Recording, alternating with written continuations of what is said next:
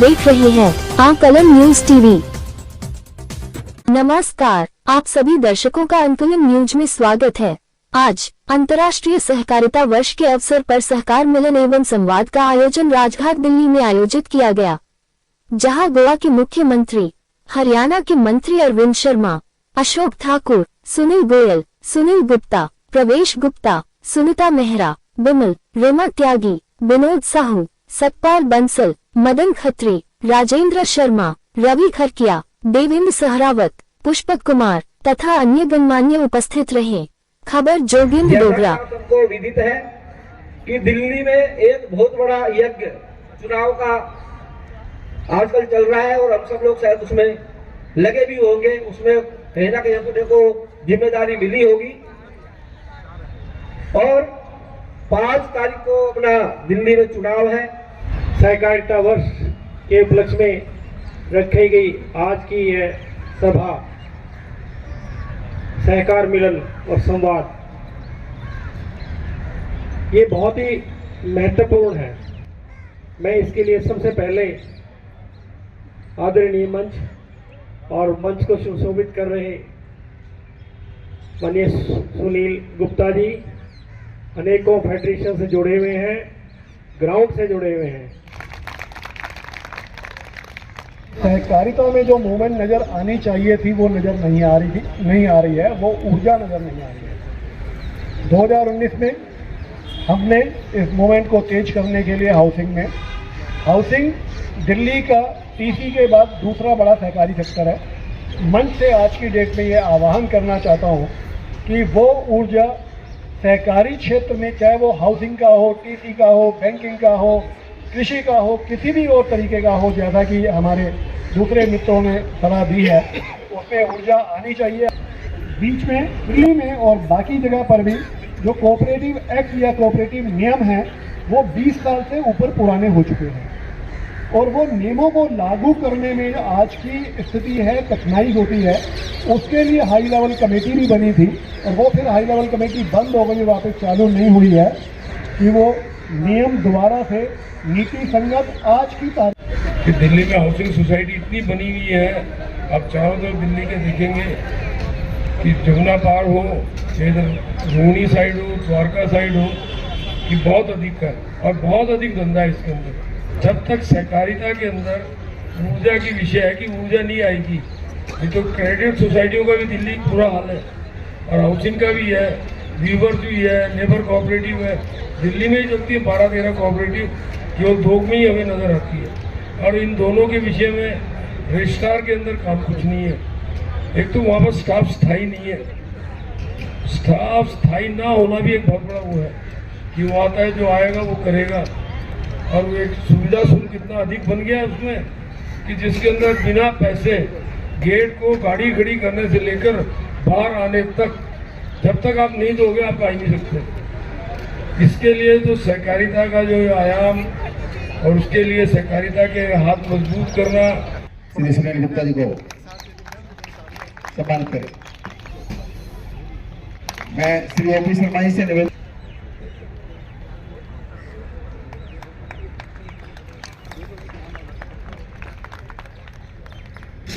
श्री देवेंद्र सहरावत जी, श्री विष्णुपाल बंसल से मैं अनुरोध करूंगा कि मैं डायरी और पेन देके माल गाड़ी के लिए कई बार अनाउंसमेंट हो चुकी है। हम बड़े सम्मानित पुष्पेंद्र जी, श्री सतपाल बंसल जी भर में सहकार मिलन और संवाद के जो विमला जी डायरी कैलेंडर अनुरोध करूंगा, डायरी कैलेंडर देके स्वागत करें। श्री राजेंद्र शर्मा जी जो सहकारिता में एक बहुत बड़ा नाम है, के भी डायरेक्टर हैं, बहुत बड़ा परिचय है। सभी TC society, housing cooperative society और सहकारी बैंक नई ऊंचाइयों को छुए। दोस्तों, इसके लिए हमें करना क्या है, अपने सभी सदस्यों को एक व्हाट्सएप मैसेज भेजना है कि मान्यवर सदस्यों, हाथ जोड़कर विनम्र निवेदन है, 5 जनवरी को अपने सभी काम छोड़कर वोट डालने जरूर जाएं और वोट डालते वक्त अपने प्रेम और देशभक्ति का विशेष ध्यान रखें। हमें अपने धर्म को और देशभक्ति को जीवित रखने के लिए इस बार वोट करना है। उम्मीद करता हूँ आप सभी लोग इस कार्य को जरूर से जरूर करेंगे। और जो सोसाइटीज इस भारतीय जनता पार्टी की विचारधारा से बनी है, वह तो खुलकर भारतीय जनता पार्टी के लिए वोट मांगे। यह भूल जाए कि उनका कैंडिडेट कौन है, वह कैंडिडेट आपको पसंद है या नहीं है। आपको ध्यान रखना है तो सिर्फ कमल का फूल, मोदी जी का चेहरा। मोदी जी ने सभी दिल्ली वासियों को आश्वस्त किया है कि दिल्ली वालों में, दिल्ली वासियों को जितनी मूलभूत सुविधाएं मिल रही है जारी रहेंगी, तथा बहुत सारी नई योजनाएं केंद्र गवर्नमेंट की तरफ से आप सभी लोगों को और मिलेंगी। इसलिए मेरा आप सभी लोगों से हाथ जोड़कर निवेदन है कि कृपया आज यहाँ से संकल्प लेके जाएं कि भारतीय जनता पार्टी को विजयी बनाना है। हेलो, आप भी आइए। हेलो दोस्तों, जोरदार तालियां बजाएं। सर एक बार आ जाओ, बस हाँ आ जाओ, तो लास्ट साइड थोड़ा सा भाई, थोड़ा सा। अरे अरे आप वो चिन्ह प्रतीक चिन्ह लो,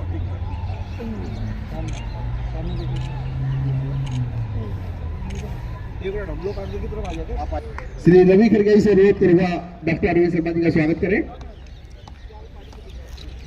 श्री देवेंद्र सरावत जी से अनुरोध करूंगा डॉक्टर साहब का स्वागत करें। श्री विष्णुपाल बंसल जी से अनुरोध करूंगा डॉक्टर साहब का स्वागत करें। श्री सत्यपाल बंसल से अनुरोध करूंगा कि डॉक्टर साहब का स्वागत करें। श्री परवेश गुप्ता जी से अनुरोध करूंगा डॉक्टर साहब का स्वागत करें। श्री मदन खत्री जी से अनुरोध करूंगा डॉक्टर साहब का स्वागत करें। श्री राजेंद्र शर्मा से भी अनुरोध करूंगा कि मैं डॉक्टर साहब का स्वागत करें। हमारे बीच गोवा के मुख्यमंत्री श्री प्रमोद सावंत जी पधार चुके हैं, बहुत ही जल्द आपके सामने होंगे। ओपी शर्मा जी,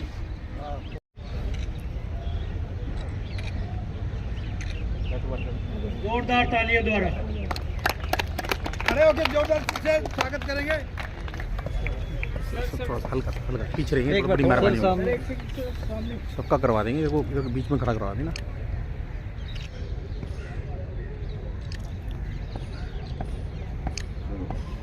ये आपकी तालियां हो जाएंगी। खड़े हुए जोरदार दोस्तों, और जोरदार।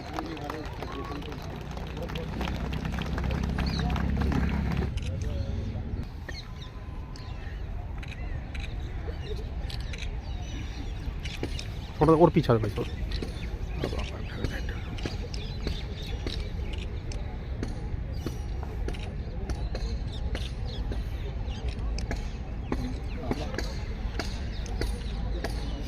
जगह कम है। मैं अब अनुरोध करूंगा श्री डॉक्टर अरविंद शर्मा जी से, पेशे से आप दांतों के डॉक्टर हैं, आप गोहाना विधानसभा से विधायक निर्वाचित हुए हैं, आप 15वीं और 17वीं लोकसभा के सांसद भी रहे हैं। जोरदार तालियां बजा के स्वागत कीजिए डॉक्टर अरविंद शर्मा जी। भारत माता की जय श्री राम। मोदी जी के मार्गदर्शन में स्टेट को आगे बढ़ाने वाले और इंटरनेशनल लेवल पर, अंतर्राष्ट्रीय लेवल पर गोवा को अगर आगे बढ़ाने का काम किया है तो हमारे साथी हैं डॉक्टर प्रमोद सावंत जी। एक बार जोरदार तालियां बजा करके स्वागत करें। और आप देखेंगे कि जहां भी डॉक्टर साहब जा रहे हैं, मैं कह रहा था एक जगह कि हमारे मुख्यमंत्री नायब सैनी जी, देवभूमि के मुख्यमंत्री हमारे पुष्कर धामी जी और हमारे डॉक्टर प्रमोद सावंत जी, ये सारी टीम ऐसी है, ऐसी भाग्यशाली टीम है, ये जिस सीट पर भी प्रचार करेगी वही सीट कमल का फूल खिलेगा, उसी सीट पर कमल का फूल। ऐसे हमारे साथी बीच में हैं। मैं सभी साथियों का, श्री सुनील गुप्ता जी, श्री प्रवेश गुप्ता जी, श्री सुनील गोयल जी, विष्णुपाल बंसल जी, शिवशंकर गुप्ता जी, सत्यपाल बंसल जी, सुनील गर्ग जी और श्री देवेंद्र सहरावत जी, और हमारे पानीपत से चेयरमैन साहब डॉक्टर शर्मा जी हमारे बीच में हैं। हमारे वकील साहब हैं, बार के प्रधान हैं, बार के सेक्रेटरी हैं, हमारे आनंद भाई बीच में बैठे हैं, डॉक्टर धर्मवीर बैठे हैं बीच में, पूलिया साहब हमारे बीच में हैं, आपको याद होगा जब देश काफ़ी रियासतों में बटा हुआ था और देश को जो एक करने का जो काम किया था वो सरदार वल्लभ भाई पटेल जी ने किया था और उसी समय की सोच है सहकारिता की। और आज इस सहकारिता की सोच को, सहकार से समृद्धि, इस सोच को अगर आगे बढ़ाया है तो प्रधानमंत्री मोदी जी के मार्गदर्शन में, प्रधानमंत्री जी का सपना है, अमित शाह जी का सपना है कि हर गांव में कोऑपरेटिव सोसाइटी, हर गांव में पैक्स हो, हर गांव में, हर गली में, मोहल्ले में, ये उनका सपना है और इसी से समृद्धि है, इसमें कोई शक नहीं है।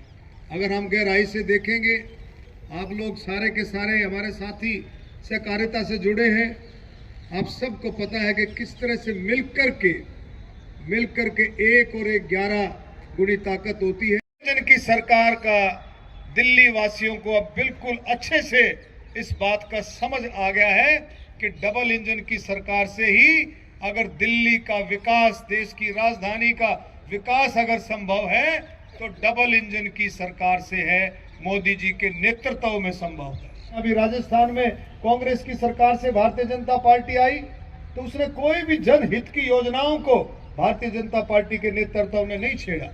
इसी तरह से दिल्ली में भी जो भी जनहित की योजनाएं चल रही हैं उनको छेड़ा नहीं जाएगा।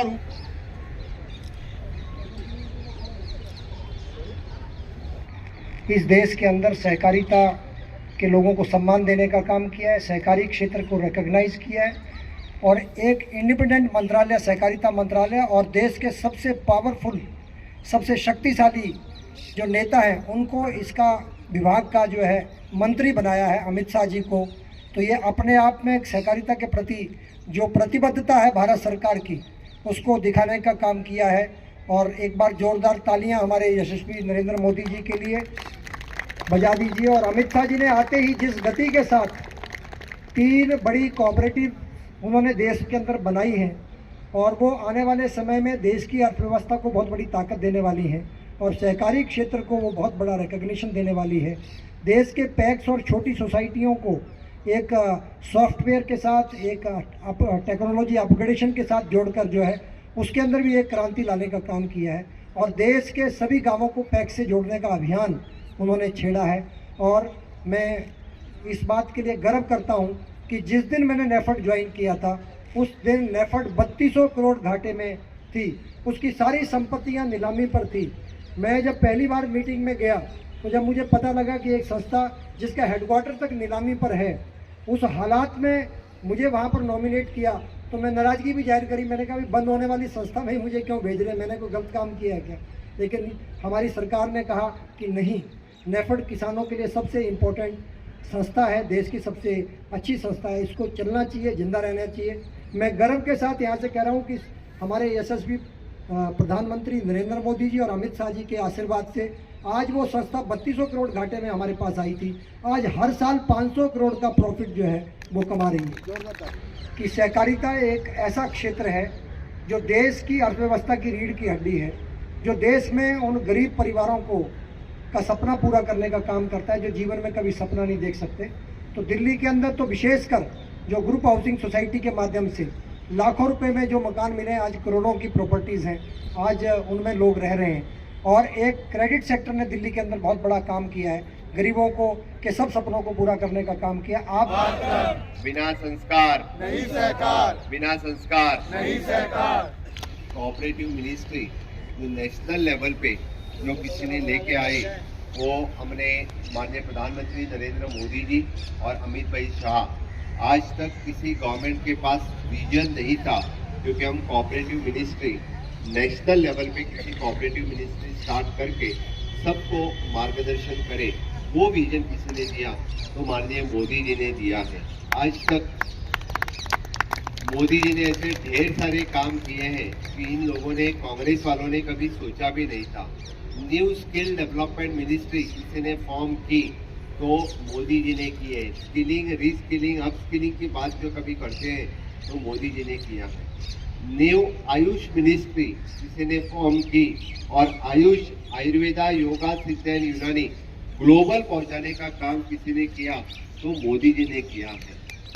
इसीलिए मैं बोल रहा हूँ कि कोऑपरेटिव भी इसी तरह से जो इंटरनेशनल लेवल पे चलता था उसका इम्पोर्टेंस ध्यान में लेके अभी इंटरनेशनल ईयर इस साल हम जो भारत देश में मना रहे हैं उतना ही इम्पोर्टेंट है।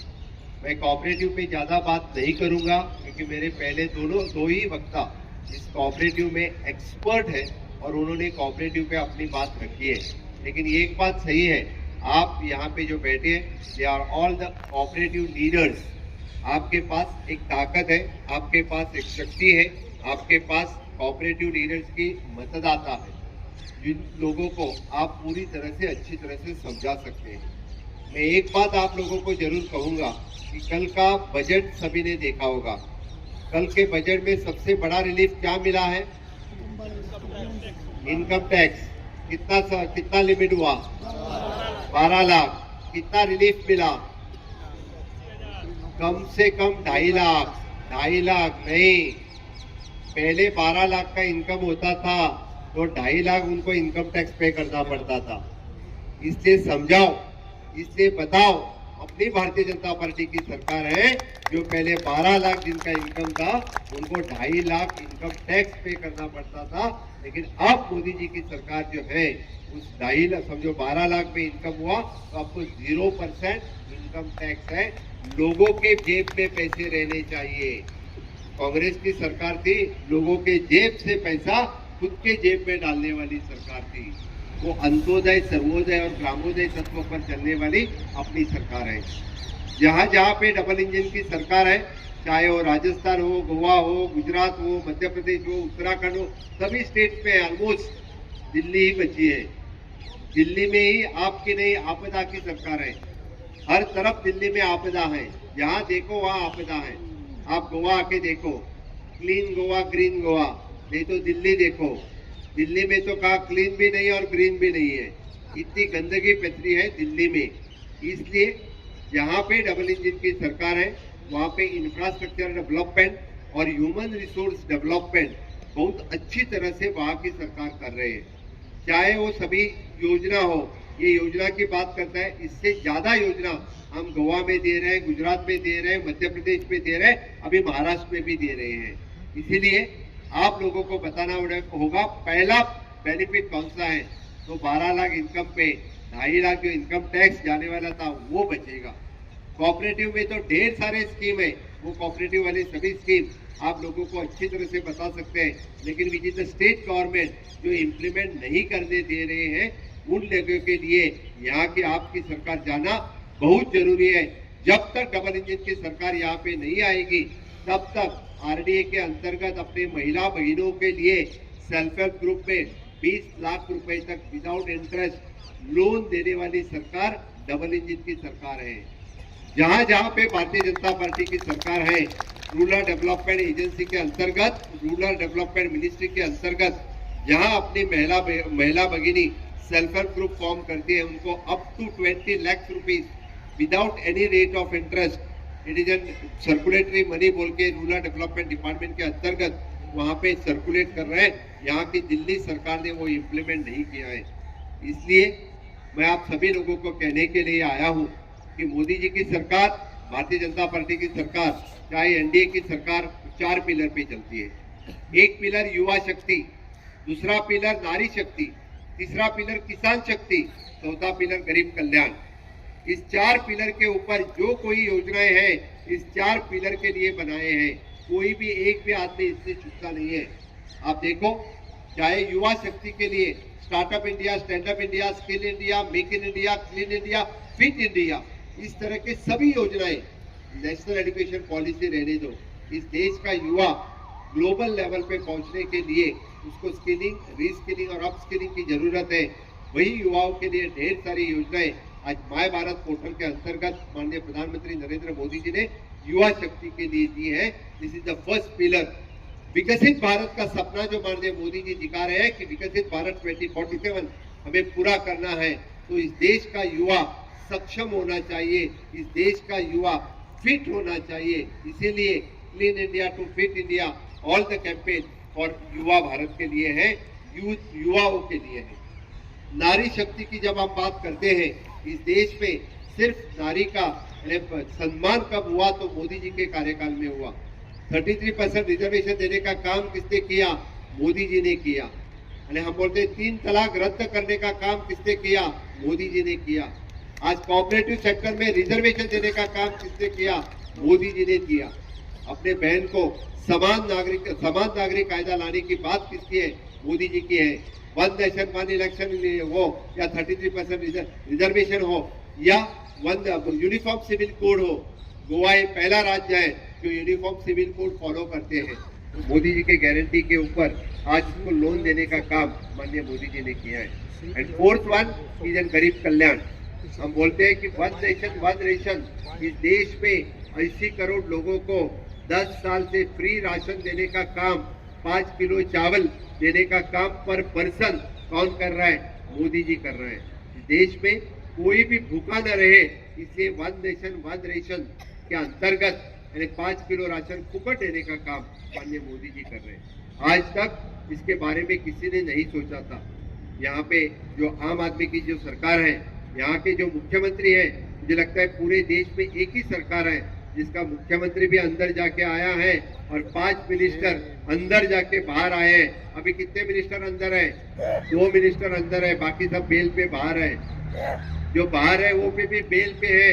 ऐसी कोई सरकार नहीं चलती है। और वो बोलते हैं कि दारू में घोटाला, क्लासरूम में घोटाला, चावल में घोटाला, सभी में घोटाला। किससे घोटाला? जल बोर्ड में भी घोटाला है। अरे पानी पीने के लिए देते उसमें भी घोटाला करते हैं। इसे घोटालेबाज की सरकार। और इसीलिए मैं आप लोगों को कहने के लिए आया हूँ, इस तरह का इंफ्रास्ट्रक्चर डेवलपमेंट बाकी स्टेट में हो रहा है, वही इंफ्रास्ट्रक्चर का डेवलपमेंट यहाँ पे होना चाहिए। अभी बात चल रहा है कि not only the road infrastructure but IT infrastructure की बात चल रही है। रोड, ब्रिजेस, पावर अपने हमारे जैसे स्टेट में तो पूरी हो गई है। हम IT इंफ्रास्ट्रक्चर डालने की सोच रहे हैं। यहाँ तो बेसिक फैसिलिटीज नहीं है। एक दिन बारिश आती है तो पूरी दिल्ली पानी हो जाता है। इसीलिए मेरे भाई और बहनों, क्योंकि हम जैसे छोटे राज्य इतनी बड़ी डेवलपमेंट मोदी जी के आशीर्वाद से कर सकते हैं, तो दिल्ली जैसे कैपिटल को मुझे लगता है ये तो गोल्डन सिटी होनी चाहिए। लेकिन कब होगी? जब मोदी जी की सरकार आएगी, जब डबल इंजन की सरकार आएगी, तभी हो सकती है, अदरवाइज नहीं हो सकती है। इसीलिए मैं आप सबको रिक्वेस्ट करने के ले आया हूँ कि आने वाले 5 तारीख को सभी लोग कमल का बटन दबाओगे।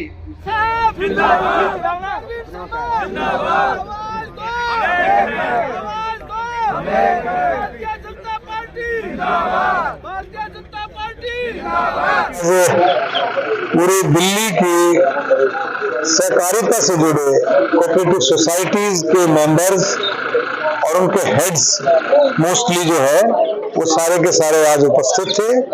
माननीय गोवा के मुख्यमंत्री माननीय प्रमोद सावंत जी, सुनील गुप्ता जी, सुनील गोयल जी, बंसल जी और सभी ऐसे हमारे साथी उपस्थित थे। और उनके साथ आपने देखा कितने जबरदस्त तरीके से जोश से जितने भी सहकारिता से लोग जुड़े हैं, एक अद्भुत किस्म का जोश उसके अंदर है कि वो चाहते हैं दिल्ली के अंदर डबल इंजन की सरकार बने। क्योंकि दिल्ली देश की राजधानी में विकास का काम, विकास की गति बिल्कुल रुक गई है, ये लोग मानते हैं।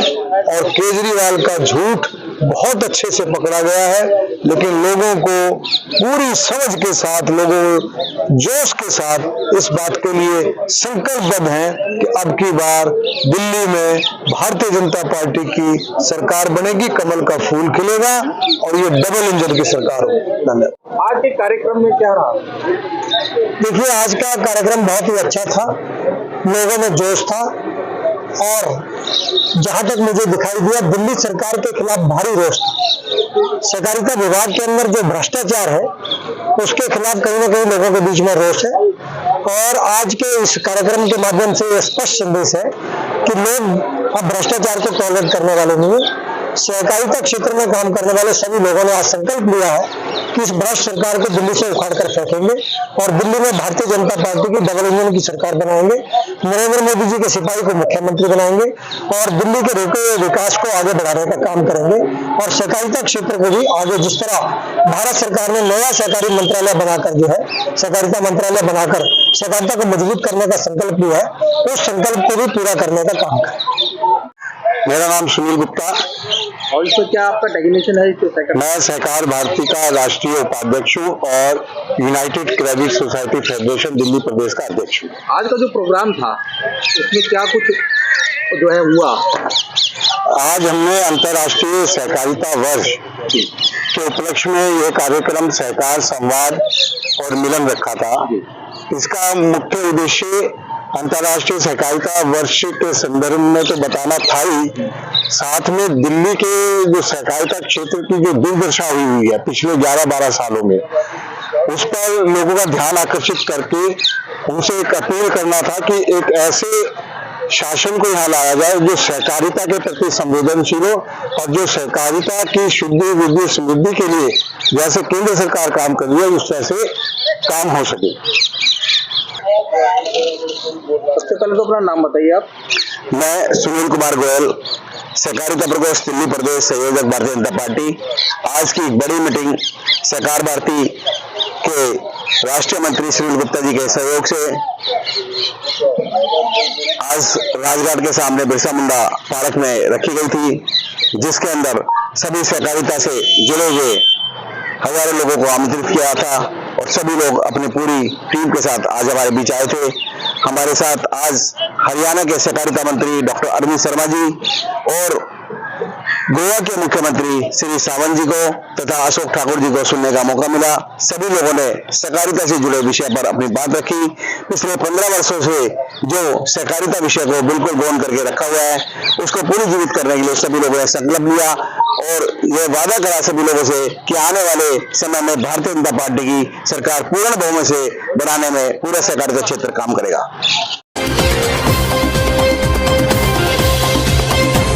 आप देख रहे थे जोगेंद्र डोगरा के साथ आकलन न्यूज टीवी।